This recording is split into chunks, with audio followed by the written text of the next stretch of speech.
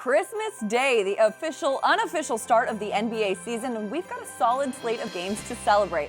I'm Madelyn Burke here with the Crossover's very own Matt Dollinger and Rohan Nadkarni. With 5 games on tap, let's rank these by watchability, starting with the least watchable. Matt, what, in your opinion, is the least watchable Christmas Day game? Upset pick. It's Lakers-Clippers. It's a 10:30 start on the East Coast.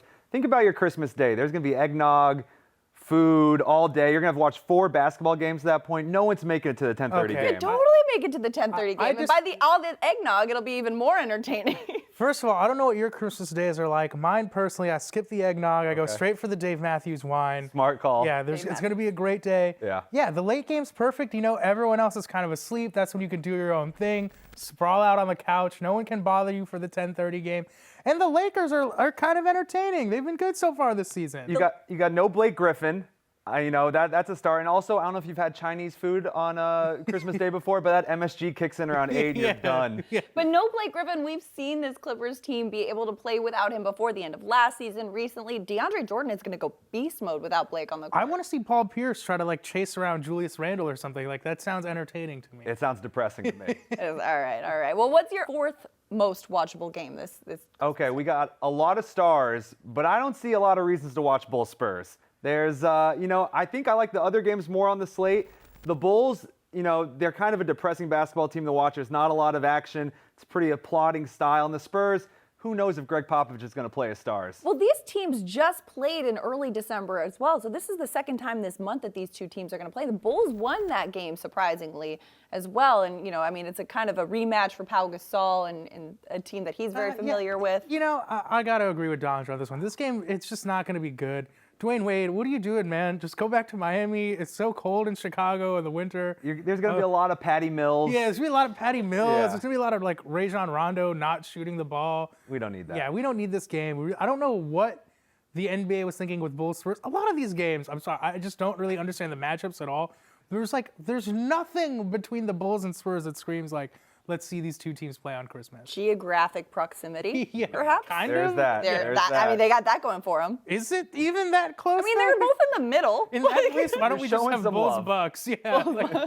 All right, well, speaking of the middle, let's talk about the middle of the pack. What's your number 3? I'm going Thunder Timberwolves.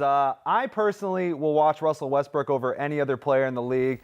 Every game I love, but I just feel like this is going to be such a letdown game, and if Westbrook doesn't put together one of those triple-doubles, it's going to get ugly really quick. I think this game, though, could be such a ridiculous game with the athleticism. I mean, Westbrook could score at will, essentially, and it could be a very lopsided score, but there's going to be a lot of entertaining highlight plays. I think this is arguably going to be the best game, especially because the Timberwolves have that potential to blow a giant lead in the second half. True. And just seeing, this is going to be one of those games where Russ is 2 for 11 in the first half, 6 turnovers. Twitter's just railing on him. Then in the second half, he puts together some incredible performance. Tibbs is going to be angry. The Timberwolves blow a 24-point lead. This is all going to happen, by the way. Please watch this video. This is all going to happen, and it's going to be easily the best game of the day. I'm going out on a limb and saying Tibbs doesn't love Christmas. He just doesn't seem like the kind of guy who decorates the tree and everything. No. So that means the Timberwolves are either going to be terrible or amazing. Yeah. Or his MSG from the Chinese food could kick in too, and he'll be like, I don't really feel like I'll it. send him some General Tso's. Yeah. We'll get through this together. Hey, R.I.P. the inventor of General Tso's, by the way. Gosh. Respect. Hat tip. All right, drum roll, please. Let's go with the silver medalist for the Christmas Day slate of games. Who's your number 2? This is an upset pick. It's Knicks Celtics. It's the first game. Everyone's going to be tuning in. Everyone's going to be sick of their family already by noon. I mean, you already have a few hours together. Knicks Celtics, you get Porzingis, you get a pesky Boston team. And I just think, honestly, that compared to all those other games, the Knicks Celtics will probably play as close of a game as anyone. I think Porzingis could have a ridiculous stat line in this game, though. Porzingis, who's going to guard him? He's the best Christmas present. He is. This is actually going to be a solid game. The Knicks play really well at home. That's the big thing. They've been great at the Garden so far this year. The Celtics are finally getting healthy, and they've been putting together a nice string of games recently. I agree. I think this one's going to be really good. I am excited. There's something nice about the Knicks playing at home on Christmas. I think that's good. It's just going to look great. Celtics, Knicks, 2 Eastern Conference kind of Two stalwarts. big market. Yeah. This but is a solid game. You mentioned health, though, and that's one thing I think that could play a factor, with a lot of guys being in and out with, recent injuries.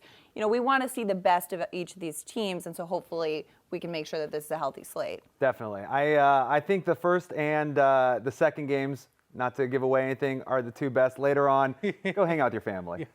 All right, so spoiler alert, actually not really a spoiler alert because there's one game left on the slate. So you guessed it, who is your top pick for most watchable game on Christmas Day? If I had to put it in 2 words, I'd say that Warriors-Cavs is going to be a slam dunk. Oh no. Oh, yes. That happened. Oh, no.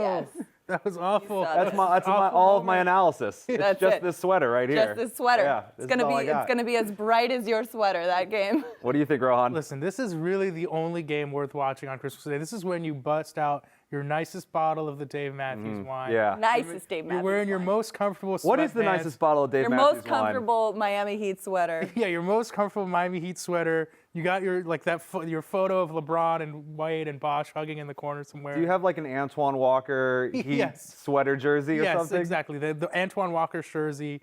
Yeah, you're putting on all the favorites. You're sitting down in front of the TV. You're telling, don't bother me the next 3 hours. This is it. It's going to be a great game. And more, you just want to know. You need to know, like, how close are these two teams going to play each other? I really wish that Cavs Warriors wasn't on Christmas because I feel like there's such a high chance of like some team not showing up for ridiculous reasons. This should have been like a mid-November or January game where we have nothing else to talk about but Warriors Cavs and we can focus in on who LeBron's going to guard and what Draymond's going to do and Klay Thompson. Instead, we're talking about it while we're talking about Thunder Timberwolves. Yeah, that's true. I don't know.